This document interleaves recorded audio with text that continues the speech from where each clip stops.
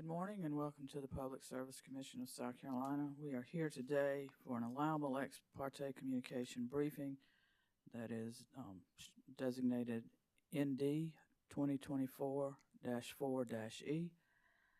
Let's take a roll call of commissioners. Present in the hearing room, we have Commissioner Thomas, Commissioner Carolee Williams, Chair Belser. With us virtually, we have Commissioner Caston, Commissioner Irvin. I note for the record that Vice Chair Powers and Commissioner Justin Williams are attending the NARUC conference in Washington this week. I'll recognize our staff counsel, Mr. Russell, to read the docket. Thank you, Madam Chair. Good morning, Commissioners, and to all who are present here today. Today is Tuesday, February 27th, 2024. We are here pursuant to a notice of request for an allowable ex parte briefing from TotalEnergies Renewables USA LLC in non-docket ND 2024-4-E. Subject matter notice to be discussed today is the opportunity for offshore wind, including TotalEnergies Carolina's Long Bay project, to be developed off the coast of Wilmington, North Carolina. Thank you, Madam Chair.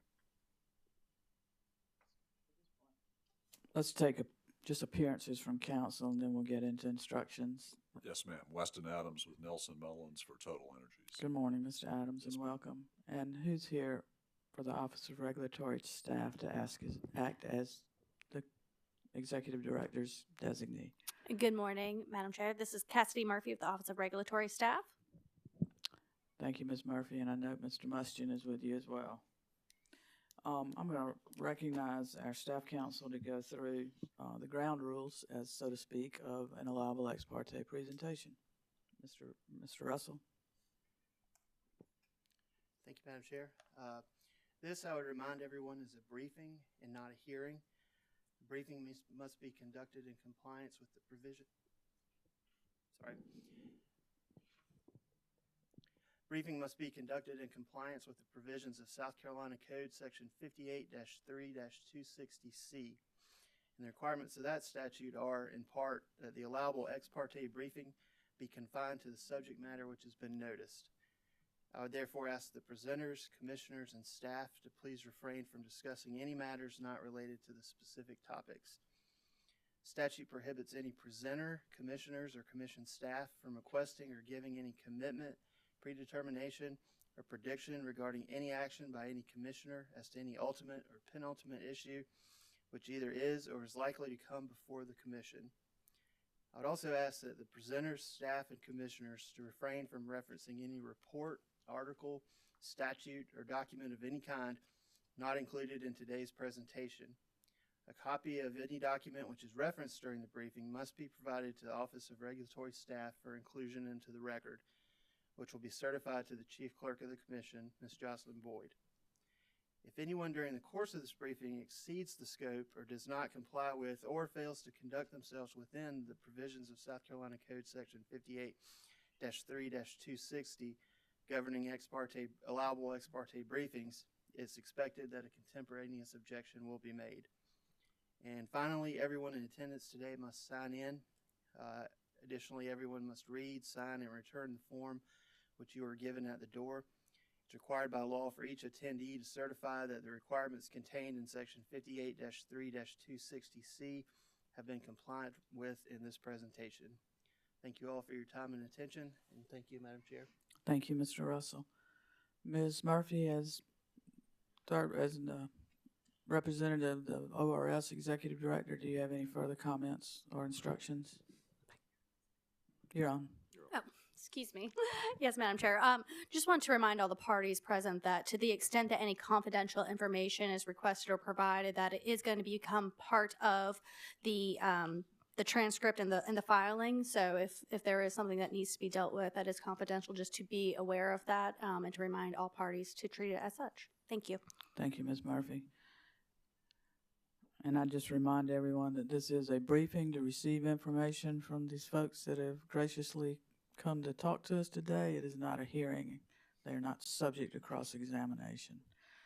Mr. Adams, I'll turn it over to you. Yes, ma'am. I'm thrilled to be here today with TotalEnergies. That is one of the world's dominant energy companies headquartered in Paris. I've got two of their leaders here today with me. I've got Elizabeth Bennett, who is the Outreach and Communications Manager for the Carolina Long Bay Project, and she spent 17 years with Duke Energy prior to joining Total in 2023. I've also got Sylvain Riba, who's out of Houston, Texas. He's the Managing Director for the Carolina Long Bay Project. Sylvain previously did stints in the Republic of Congo, Paris, Libya, Angola, and the United Arab Emirates. So he's got a worldwide experience in the energy sector. I'm going to turn the wheel over to Elizabeth and let her kick us off. Thank you, Elizabeth. Thank you, Weston. Good morning, Chair Belser, members of the Commission. We are excited and honored to be here today on behalf of TotalEnergies to share a bit more about our company and the offshore wind project we're developing off the coast of Wilmington, North Carolina. While we are developing this project off the coast of North Carolina, we are here today to talk to you a little bit about the benefits that the offshore wind project will provide in terms of operation and economic development benefits that will provide benefits for both North and South Carolina. I'll get us started with a little more background on TotalEnergies, and then I will transition over to Sylvain Riba, our Managing Director, who will share more details and background about the Carolina Long Bay project. TotalEnergies is a global multi-energy company that's had a presence here in the United States for more than 65 years, since 1957. We have expertise in developing large infrastructure projects globally and here in the United States. We like to say we're an energy agnostic company. We have experience developing a lot of different energy technologies. Here in the United States, for example, we have projects that range from oil and gas to biomass to battery storage to solar and offshore wind. We are the country's largest exporter of liquefied natural gas here in the United States. We're also expanding our presence here in the United States. As you can see from the map, we cover a lot of different states across the country, about 30. We have an employee population of about 6,000 here in the United States and growing. Houston is our U.S. headquarters, but for the Carolina Long Bay project, myself and other teammates who have lived here in the Carolinas for a long time and call the Carolinas home are proud to be working on this project. Like a lot of other companies and energy providers here in the Carolinas, we're continuing to add more renewables to our generation portfolio. We're doing this not only because customers are interested in cleaner energy options, but because we believe that renewables play a critical role in complementing baseload generation, particularly offshore wind as a resource that can operate day and night and provide clean energy on cold winter mornings when energy demand is at its highest. We are on track to be one of the world's top 5 producers of renewable energy with a global target goal of 100 gigawatts of renewables by 2030. And we're proud that the United States comprises of about 25% or a quarter of that global target.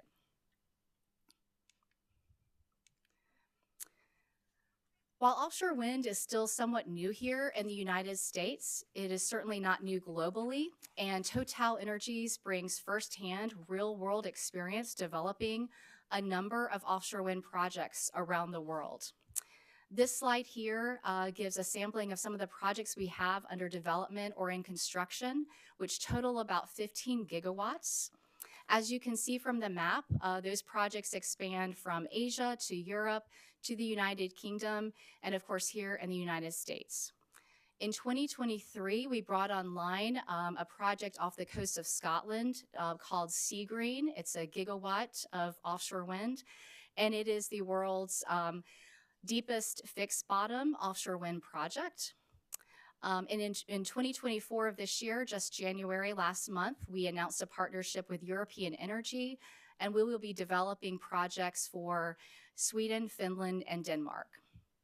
Here in the United States, you'll see, in addition to the Carolina Long Bay project, we have projects in the Northeast that are called the Attentive Energy projects. These are projects we're developing for New York and New Jersey. Collectively, they total about 3 gigawatts. And I want to spend just a few minutes sharing with you a little bit more about these projects. They are a little bit ahead of the Carolina Long Bay project, and they're important for us because we believe not only will we be able to leverage the lessons learned from the development of these projects, but we are also excited about the opportunity to leverage the supply chain solutions and energy and efficiencies that will come from the supply chain solutions for these projects. The Attentive Energy 1 project on the left-hand side of your screen is a project we are developing for New York. And both of these projects were competitive solicitations where Total competed against other developers and was selected by the states to provide power for the state of New York and for New Jersey. For the Attentive Energy 1 project, this 1,400 megawatt offshore wind project will be helping retire a portion of the Ravenswood Generating Station, which is located on in Queens, New York. And it's a 1960 fossil fuel generation. So we're really excited to bring that clean energy to the state of New York and help them with their energy transition. The project in New Jersey, we were awarded that in January of this year, or selected by the state in January of this year, and also equally excited to develop that project. You'll see on this slide that both projects have some price references to them.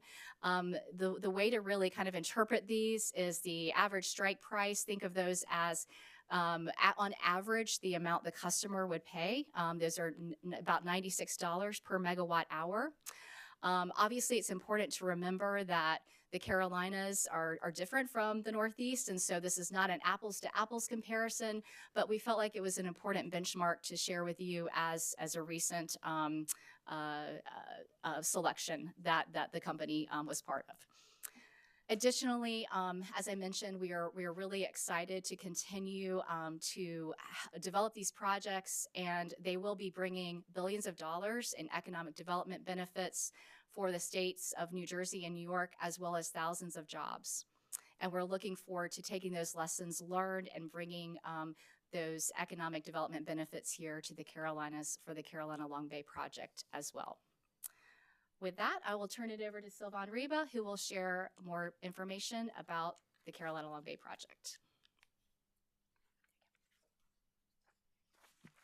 Thank you, Elizabeth. Good morning, everyone.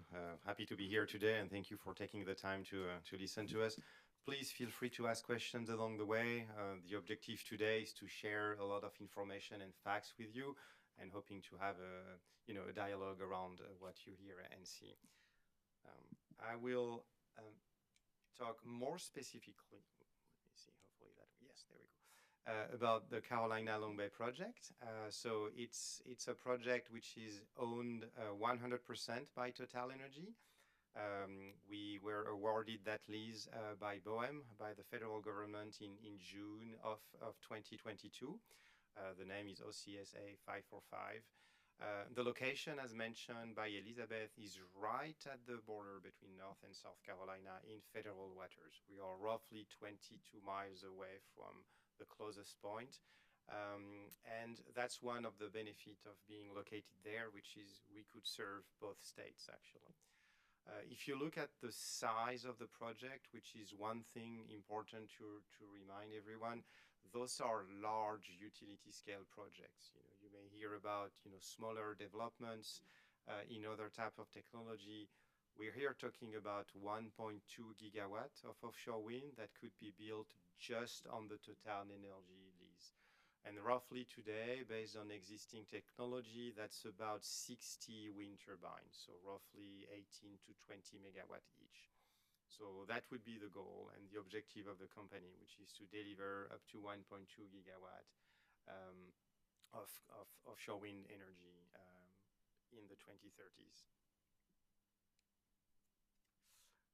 Although this is a topic which may be new to you, it's been a long journey to get us there. So the process started a decade ago, again managed by by BOEM and other federal agencies that went through stakeholder engagement and several steps of the process to get us up to 2022, where an auction was made, and which is an auction which was won by TotalEnergies, Where we are today is where the little star is located in the process. We are in the site assessment aspect of it. We just submitted a site assessment plan to BOEM for their review, and we are waiting for their response. So the way it goes is we file as a developer, specific requirements and reporting on what we are about to do, mainly implementing a buoy in order to measure, pressure, temperature, wind speed, etc. And that's part of a process managed by BOEM as well as state agencies when needed. And what's also important for you to look at is how long it will take for us to build those offshore wind farms. We are about 8 to 10 years away from having first electrons. So we still have a very lengthy federal and state permitting process as well as construction. So that gives us, around 8 years to 10 years from today if we were to start the construction and the development. So it takes time. That's one element which is important for you to capture.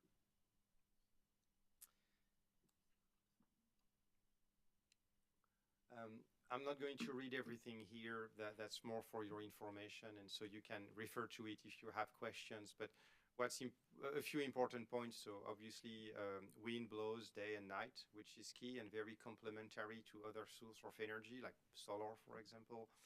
It's especially true in winter mornings. We realize that the wind blows very strongly offshore Carolinas in the winters, and that's a key element to produce power there. The capacity factor offshore is higher than an onshore development. You would be in the 20 to 30% range onshore. Offshore, you are in the 40 to 50%. So you produce more power per capacity built. And it's complementary. I think that's one big element that you will see across the presentation. It's also a philosophy of TotalEnergies. We're pretty agnostic in terms of technology. We believe we can, each of them bring some positive aspect to an energy mix, and diversification is a key part of the equation.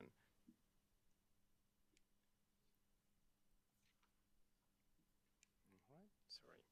So if we look at the offshore wind industry in the US at large, not specifically for the Carolinas, which is on the map at the bottom left of the corner, it really started to pick up in the northeast of the US. You already have existing projects that are producing energy. CVOW is one of them, is Virginia, for example. That is the closest to here. We'll come back to it in a minute.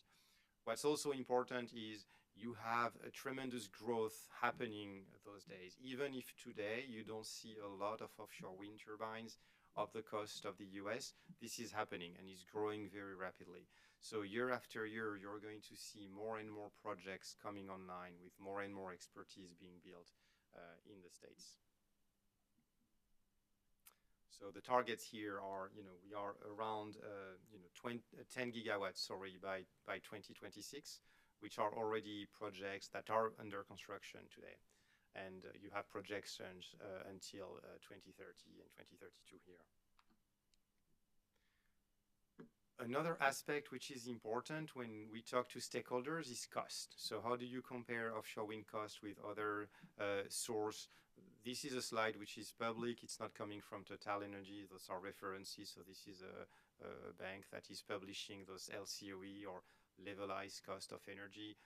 The message here is we are cost competitive. You can compare the cost of offshore wind with other energy source, whether it's solar development or CCGT or gas. We'll come back to it in a minute.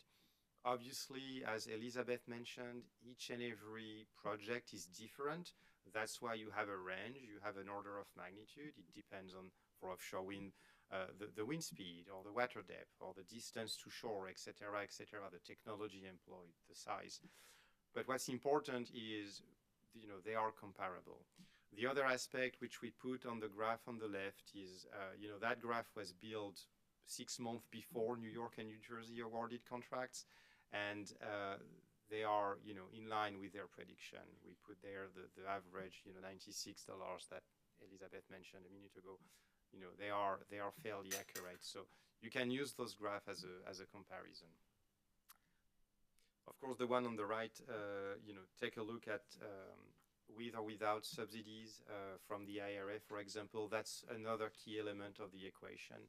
The ability to tap into federal incentives to reduce costs to customers is a key part of the equation as an offshore wind developer, or as any developer, I would say. So here we put 4 different projects that are already working, and this is public information. We have no private knowledge on any of those other customers or developers, but you can find that online. So Vineyard Wind is operated by Avangrid and CIP in Massachusetts. That started, a few years ago, but they are able to target first electron in 2024 this year. They have 5 turbines up and running, if I'm not mistaken.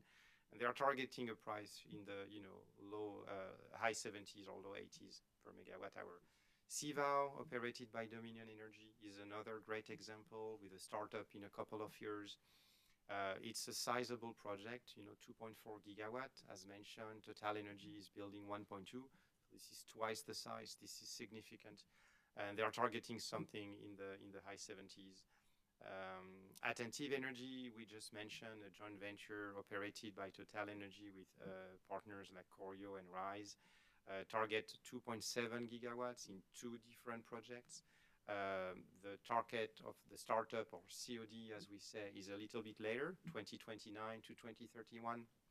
And same as mentioned, the publicly shared information by the state of New York and New Jersey give an average price of 96, not just for Attentive Energy, but for all the projects that were awarded by those states. Carolina Long Bay, we're still at an early stage, so unfortunately we're not at a position today to give a specific cost, because we still have to assess the exact size, the exact point of interconnect. We know pretty much the design and the overall setup, but we still have a few items to clarify before we assume a specific startup date as well as an overall cost. But that gives you an order of magnitude of what is happening those days in the industry and comparables of similar projects located close to here.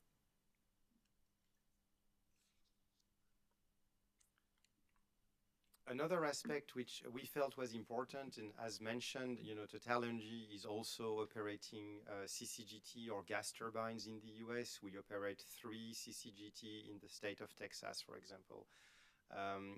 One thing that we wanted to illustrate is probably the difference in terms of concept if you were to proceed with an offshore wind development compared to CCGT. So for a similar capacity, so you would have to build 2.2 gigawatt of offshore wind for an equivalent of 850 megawatt of gas. Why? It's the yield or the capacity factor I mentioned a minute ago. The wind doesn't blow 24/7, hence the difference. Similar time frame, we're talking about 30 years of investment. Those are not short-term decisions. You go for it for, 3 decades. The main difference is between the cost of construction and the cost of operating those 2 assets. If you deal with an offshore wind project, the majority of the cost is upfront or as capital expense. You have to build those things, the wind turbine, the foundation, the cables, etc., as opposed to a CCGT option, which would be much cheaper from a cost standpoint upfront. Conversely, in terms of operating cost, obviously the wind is free. So as an offshore wind development, you don't have to incur costs to purchase your feedstock. As a gas decision, you would have to do that. So I'm not going to go into the details of forecasting gas price. That's, everybody's guess. But in the US, on average, over the past decade, the gas price was close to $4 per million BTU. If you look at it over 30 years, it ranges higher and lower. So we put some ranges here. But the point we want to illustrate to you today is the difference between a choice to invest up front and ensure you have certainty of cost over 30 years versus another option which would reduce the cost up front, but you're at the mercy of price volatility. But both of them, in reality, end up with a similar cost over 30 years.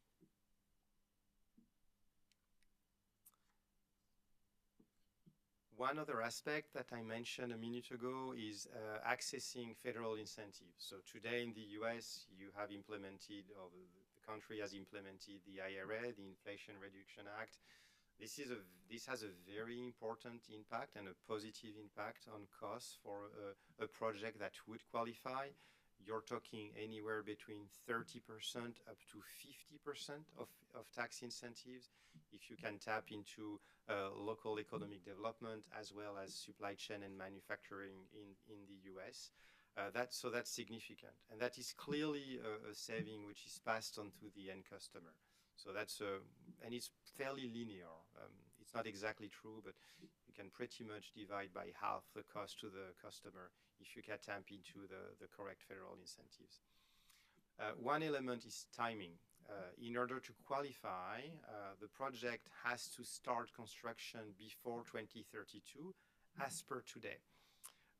The question is not really about the existence of the IRA, more about the funding of the IRA. You need to be able to access those tax incentives. As per today, the allocation of funds by the federal government is in equilibrium through 2031. What that means is, based on current predictions, the IRA will run out of money at the end of 31 unless something else happens. So as per today, what's important to remember is from a TotalEnergies standpoint, we need to start construction. The project doesn't have to be finished by 2032, but we need to start construction before 2032 to get a chance to qualify. Again, that's an important driver to ensure the project can be cost competitive. So time is of the essence, is another element.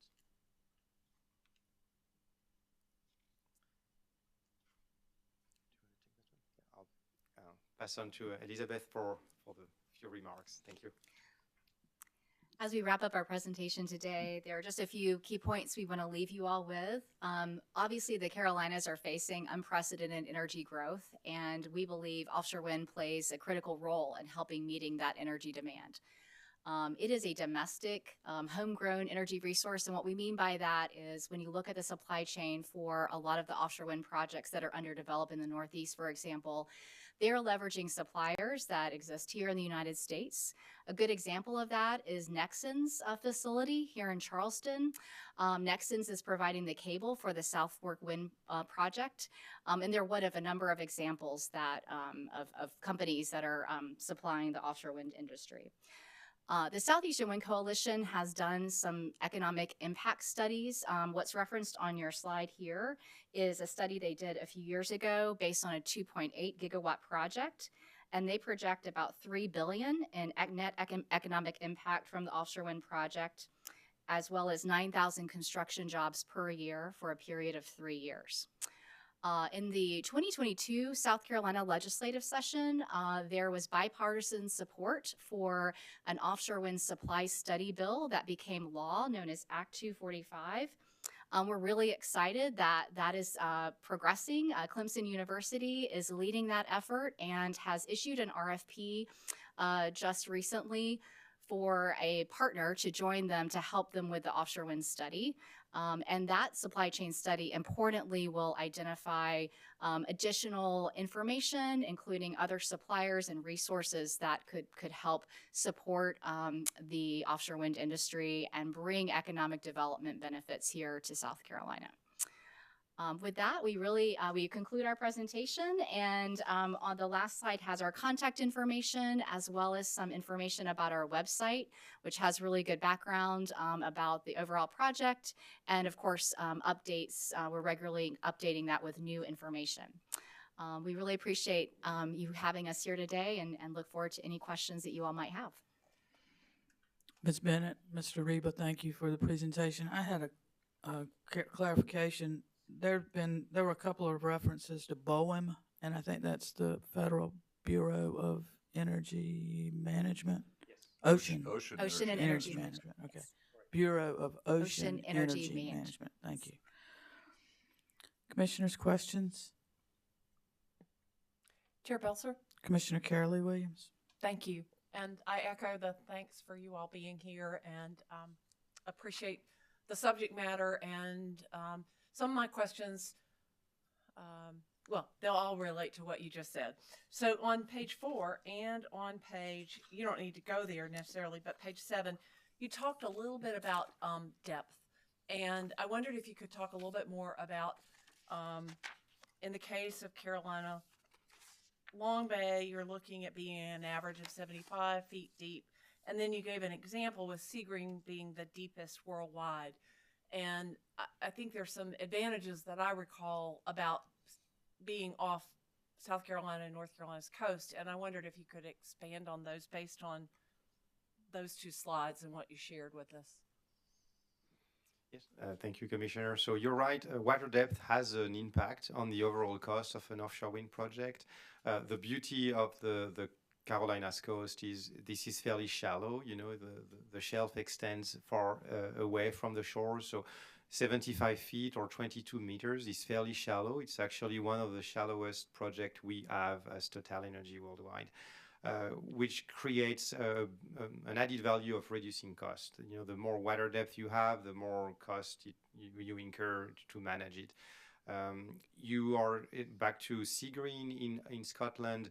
We are roughly around 75 meter water depth, if I'm not mistaken. I should double check that number, but it's much more, deep. It's deeper. 75 meters, which is so around 200 feet, I think. And it is deeper, therefore a little bit more expensive to develop. You're still fixed bottom. The other technology which you will hear is about floating offshore wind. This is where you have water depth way above 300 feet, and therefore you cannot install a foundation and reach the bottom. You have to install floating facilities, which has an impact on cost. It's a little bit more expensive as well. But to summarize, the beauty of the Carolinas here is, 25 meter or 75 feet is very shallow and allows to reduce cost. Thank you. And on page 7, you may have mentioned Duke Energy's role, but I see them on the slide. Would you remind me of their role? So we're here to talk about TotalEnergies, which is the list on the left as an information which is relevant. Duke Energy won the neighboring lease. Yeah, the same process. So we are good neighbors.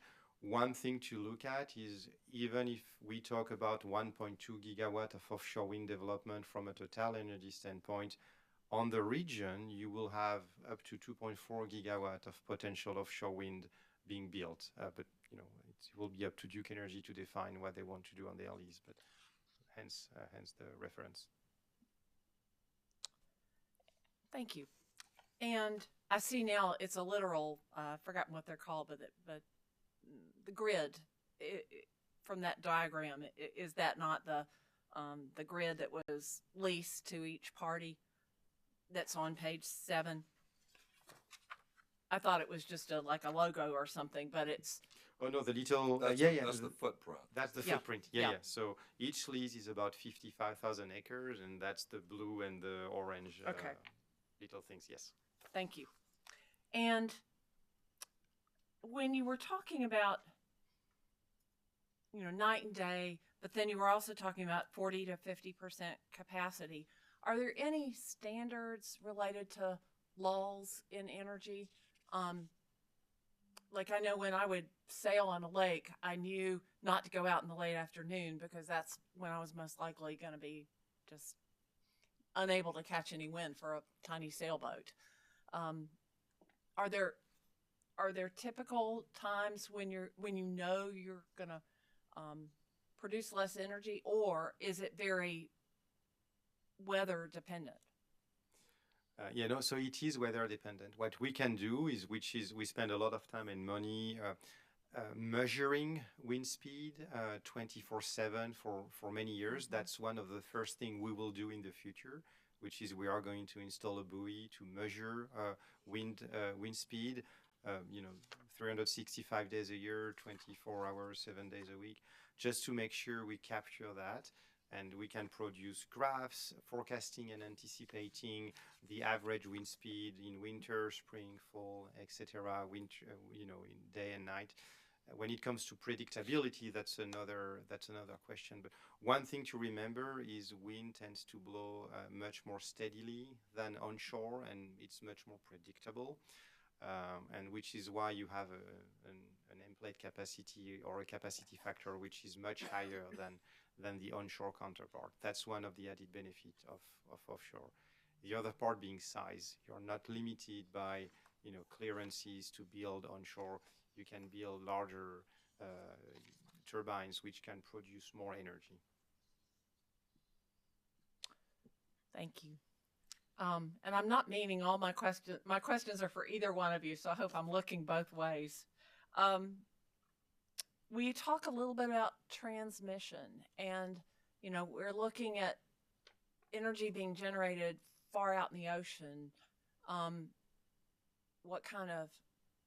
What's your role in the transmission process? When does it change to a utility provider, and what's the current thinking about the most efficient transmission, losing less over such a long transmission, if those are appropriate? Yeah, those are great questions. So it's part of the current study we have to conduct. It's a key element of the overall design and cost. If I want to summarize, the closer you are, the more cost effective it will be. What has to happen is the developers that we are, the offshore wind developer, will have to lay a cable or multiple cables from the offshore wind location all the way up to a point of interconnect within the grid in either North or South Carolina. Because the size is pretty large, we're talking about 1 to 2 gigawatt, the POI has to be a point of interconnect, has to be able to accommodate that amount of power. But we are not a utility grid company. I mean, our responsibility will stop at a location where we would connect and then, bring power into the grid. It will be up to the transmission or the utility company to manage that part. But from a TotalEnergies standpoint, our role will be to build the offshore wind farm as well as move power via cable. To answer your question on technology, you have two technologies to do so. You have HVAC or DC, alternative or stable. They have a cost difference, obviously, and it really depends on the distance. Without going to too many details, you have a sweet spot where if you're close to the shore, you go with AC. If you're too far away, you move to DC because it is more cost competitive. But we are not able today to define exactly where we will connect and how. It really depends on further discussion with the utilities on that. But that's a key element, yes. And did I hear you say that you could interconnect either in North Carolina or South Carolina? In theory, yes. Yeah. I mean, we are, to be determined? Yes, it's to be determined. Okay. Absolutely. Yeah. Okay. I'm getting close to the end of my questions. No, on page 12, it appears that there is capability for wind, onshore wind, and then there's a note about wind storage, suggesting a pairing of those two. Am I reading that correctly? Or is there paired?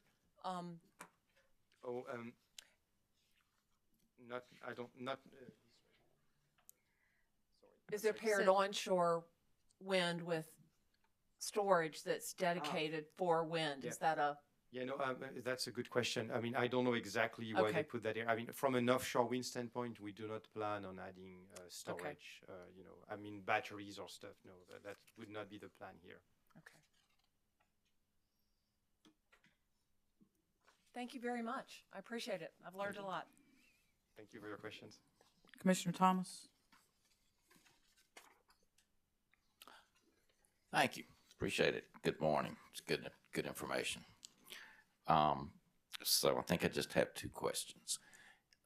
You mentioned the floating and 300 feet or more generally being the depth when that comes into play. So if you do install floating, how are they kept in place? Yeah, Yeah, so again, that's not something we would apply here, but what Right. you do is typically you have mooring chains. I mean, you're talking about very, very large chains that would anchor and make sure they are not moving. So you would have large floating devices that would ensure the wind turbine is floating, and then 3 to 6 chains that are fairly big, that would then connect to the bottom of the ocean. All right, so it's more like put something down there that the chains can connect to. Is Correct. That's typically, TotalEnergies does a lot of oil and gas development. That's typically a technology we use in deep water development across the world. I mean, it's fairly common. You would just have to replicate that per wind turbine.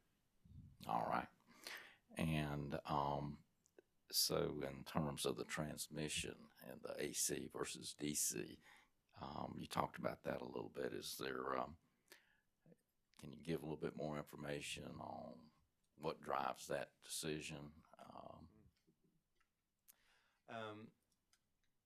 So that, yeah, it's a good question. I would say it requires, what we're after is to find the least cost option for the customer. At the end of the day, that's the goal. So what you have to look at is how much would it cost to improve the grid where you connect, and how much would it cost to bring power from the offshore wind farm to that location. And then it's really, you're trying to find the sweet spot where it is the most effective. And to answer your question, Commissioner, it also depends on the quality of the grid, where you connect. I mean, some areas of North and South Carolina would require significant grid upgrades and additional cost. And if you go elsewhere, you may have existing, large 500 kV line, for example, that would accommodate an offshore wind development. So it's really, on our side, from an offshore wind development standpoint, if we're being asked to connect far away, that will increase the cost. But it may turn out that the right location may not be the one closest to shore because of the grid location and quality. So that's why I was answering, we don't know today. It's, everything is up for discussion and studies, but that's a key element of the overall cost, and that's something we'll look at very closely. All right, appreciate it. That's all I had. Thank you, Commissioner. Further questions? Madam Chair, Commissioner Irvin? thank you. I want to thank you all for being with us this morning. It's been a most informative. I wanted to follow up on the Clemson University request for proposal. Is that to look at the economic impact on the state of South Carolina? Is that the sole purpose of the RFP? Thank you for the question, sir. Yes, the purpose is really to look at the offshore wind supply chain opportunity for South Carolina. So to delve a little bit deeper into the types of companies and businesses that could support the offshore wind industry, including types of jobs and businesses that could support it. Sorry. Correct. And so that study will take place,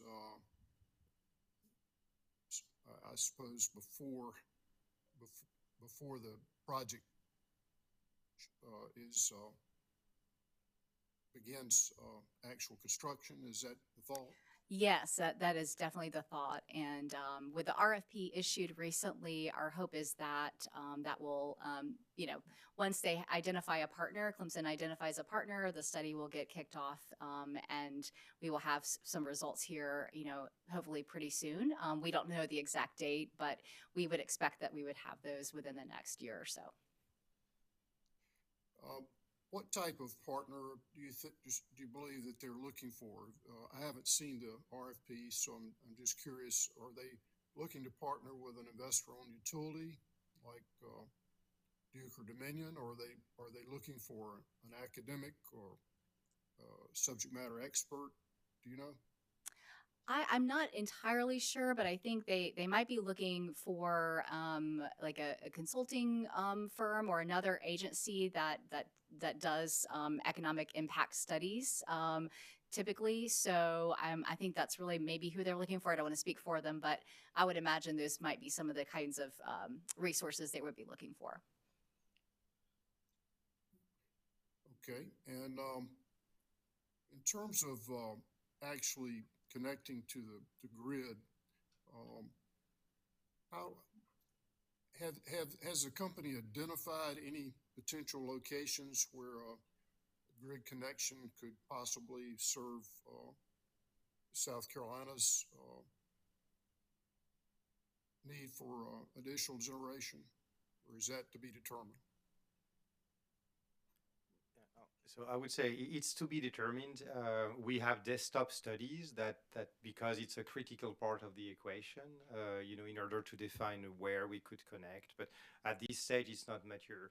The other aspect I would say is, as you know, a system like a Duke Energy system spans across states of both North and South Carolina. So in theory, wherever we connect, some of the power could benefit both states, which is also an important aspect of the equation. But today, it's to be determined. We really have to study that further. If you don't mind, I just wanted to come back to your earlier question, which I think is very important. One of the added value of the offshore wind industry is it's homegrown, it's its supply chain. We could be in a position to build almost everything using US manufacturing facilities, which create job and local economic benefit at a country level, but also at a state level. And Elizabeth mentioned that that's very, very important. The state of South Carolina is very competitive in that regard. You have existing tier one manufacturers that are potentially could be able to bring those solutions and those technical solutions. So when you think about investments, it's actually something you can recycle the investments within a state, for example. So it's a key criteria, and this study is very important for us. Thank you for that explanation. And is it contemplated that, assuming that all goes well with the planning and construction, would the new generated electricity be offered through a power purchase agreement to investor-owned utilities? Is that how it would work? Yeah, it's another question we don't know yet. It's to be determined how we would structure the final. We'd call that an offtake. We don't know. Okay, thank you very much. No further questions. Commissioners, anything further?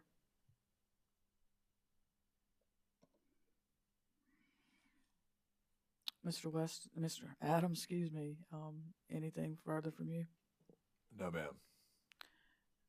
Ms. Murphy or Mr. Muschin? No, ma'am. Thank you. Mr. Reba, Ms. Bennett, again, thank you for, as I echo Commissioner Irvin, a very informative presentation this morning. We certainly appreciate you taking your time and to come and talk to us about this. So thank you very much. I'm going to ask council to get together to see if there are any references that we need to secure. But again, thank you very much. And with that, we will close this allowable ex parte presentation. We are adjourned. Thank you. Thank you. Thank you for having us.